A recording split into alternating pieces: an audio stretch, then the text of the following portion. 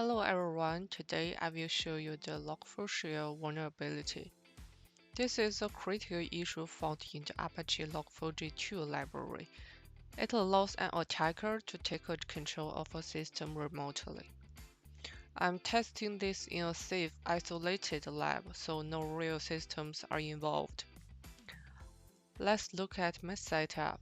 I have two machines. First, the victim machine. It is running a vulnerable version of Apache Solr.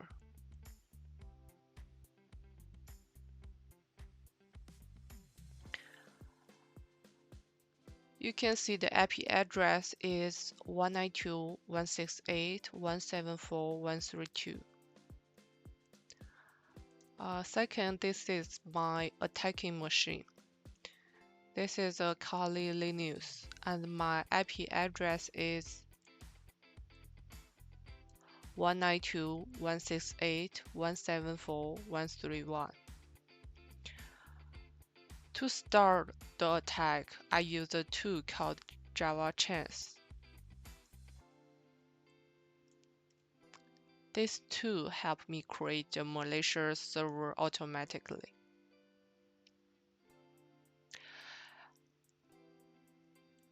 In the settings, I will use the GNDI control. I set the reverse IP to my attacker address. Now I need a command to take control.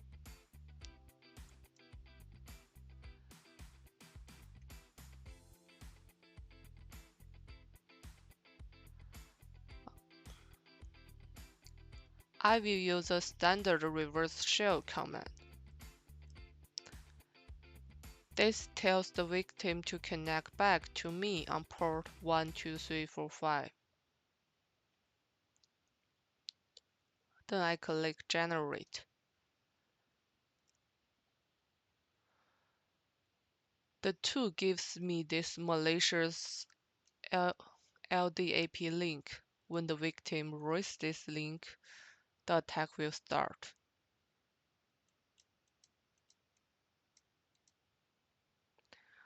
Now let's run the attack. First, on my terminal, I start a listener to catch the connection.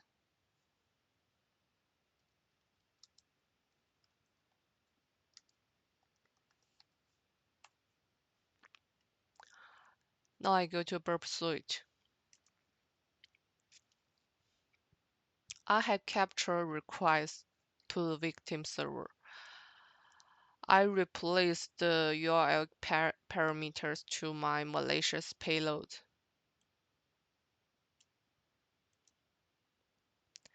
This code tells Log4j to go to my malicious server. Then I click Send.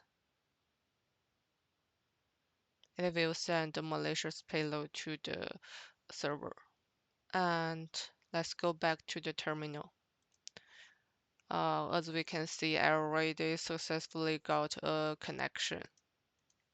Then I will tap Who am I? Is this root?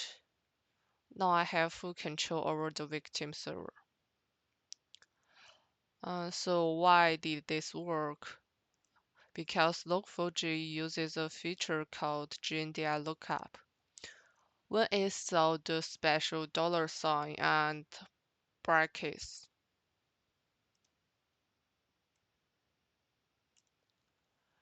it tried to read the data from my link.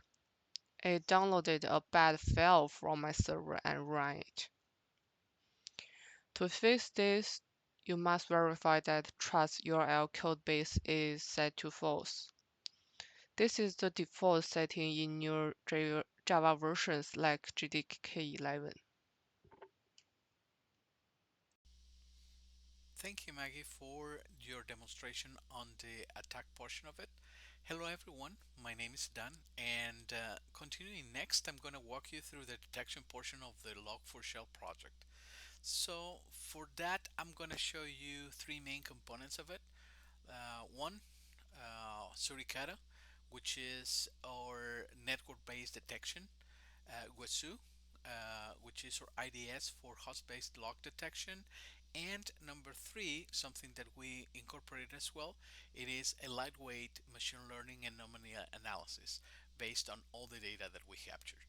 So let's get started.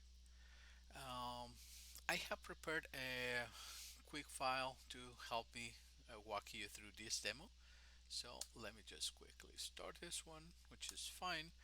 And well, continuing next, what we have, it is just a validation that everything exists.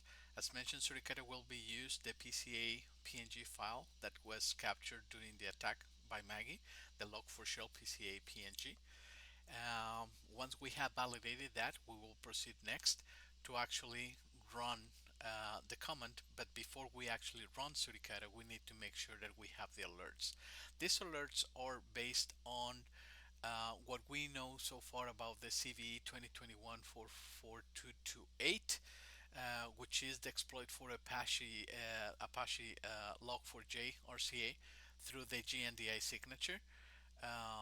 So mainly the key indicators is the GNDA LDA payload that is actually used in the exploit. Obviously, we have captured and we are uh, making sure that we captured not just that, also trying to capture any other encoding or obfuscation that may be there. But pretty much the main objective it is to capture this through the payload, right? Uh, Once we have created these alerts, then we proceed to run the detection using Suricata to look into the Log4Shell PCA PNG file and trigger the alerts for that. So the next step is actually showing the contents of the file that was generated as a result. And we can see just by highlighting real quick, we have the exploit attempt, the CVE 2021-44228, according to the rules that we have, meaning that the actual alert was actually triggered. This detection confirmed that this PCAP actually contains the full exploitation attempt, and that Suricata is actually correctly identifying both malicious payload and also network symptoms of the attack, right? So, with that in mind, um, we now can proceed to the next portion, which is for WSU. WSU is a little bit tricky. It requires some configurations, and those configurations is what I'm gonna aim to present first. The Log4Shell rules is very similar to Suricata in that area. Um, we need to create some rules for WSU to be able to highlight those, right? In this case, for hotspot detection, we use WSU to analyze application logs generated into the exploit. This log file was actually ingested into WSU, and pretty much we created two custom rules that are targeting very specifically for the Log4Shell detection. The first of the ones, it is the 2010 or 200010 rule, and the other one is the 20011. Um, the first one, 20010, is actually going to fire when the application log or when the GNDA string is actually matching on the logs. The second one, it is going to try or it's going to try to see a very characteristic error that it is triggered based on this exploit, which is the operation unsupported operation LDAP. Uh, that is what it does. What it does. This error is known.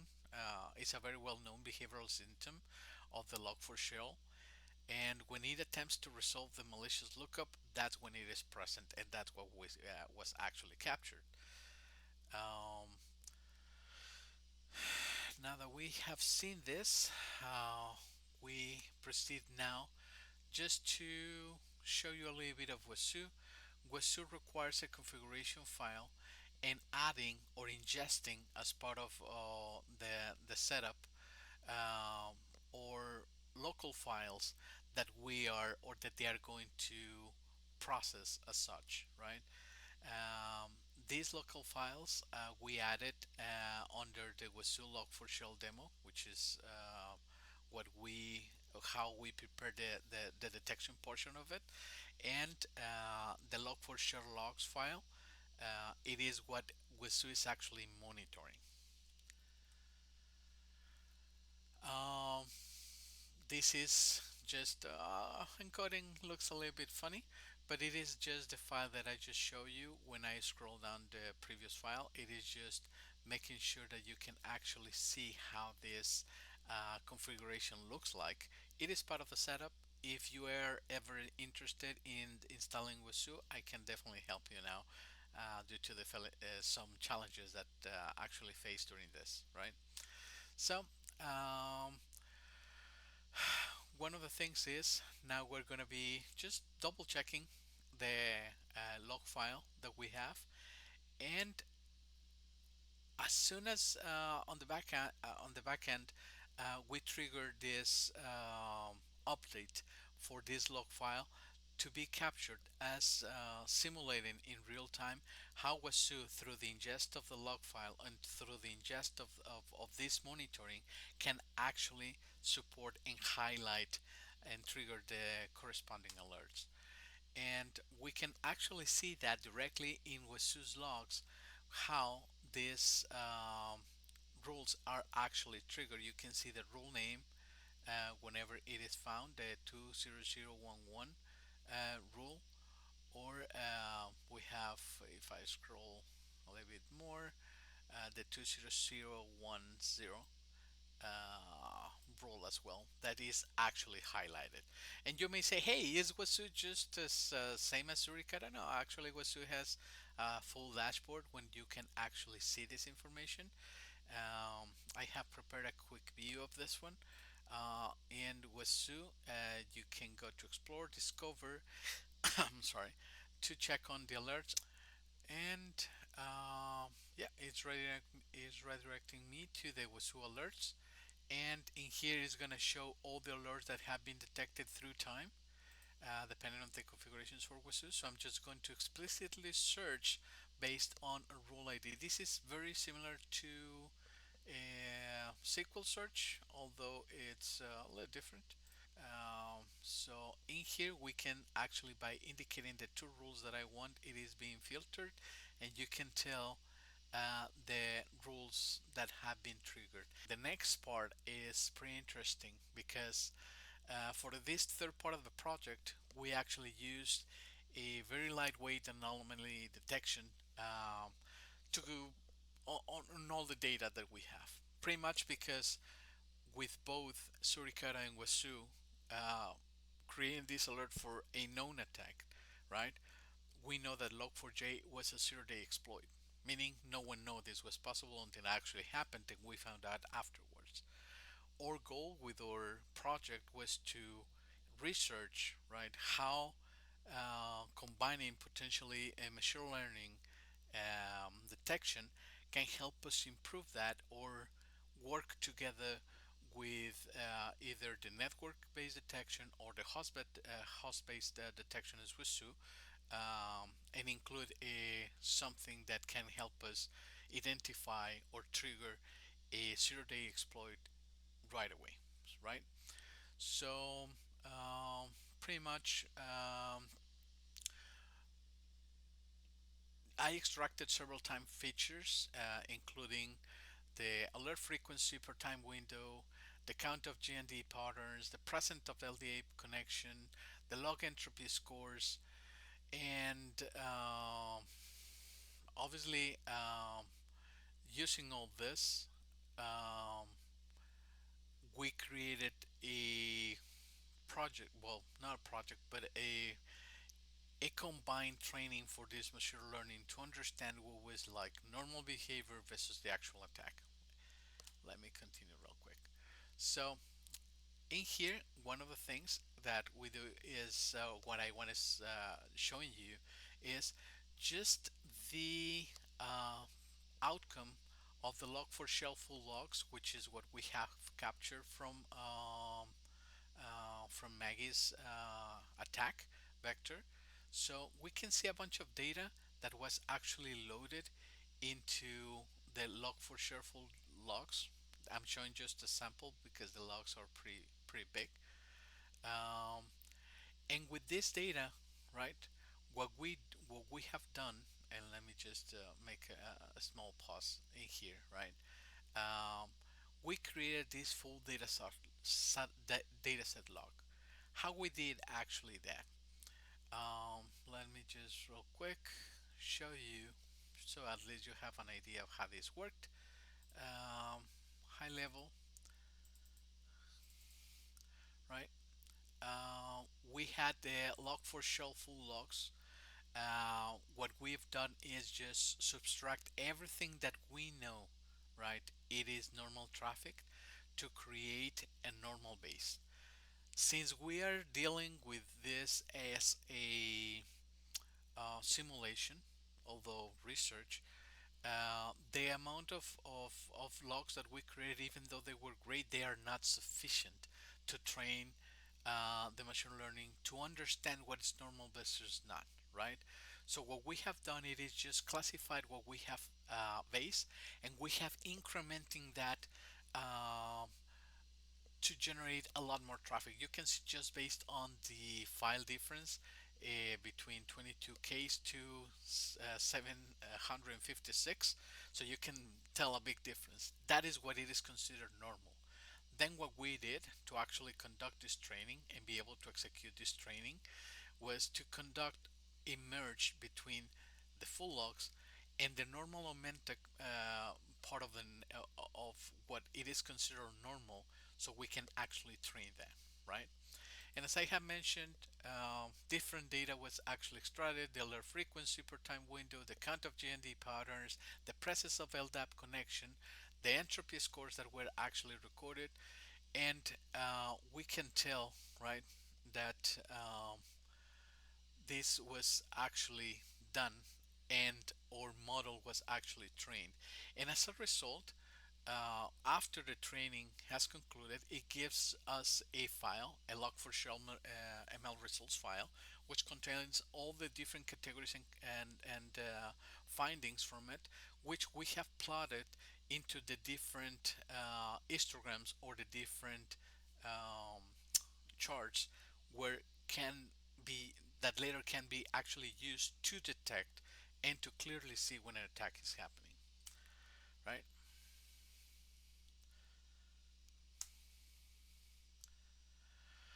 Okay, uh, you can see all these different scores versus the anomaly one.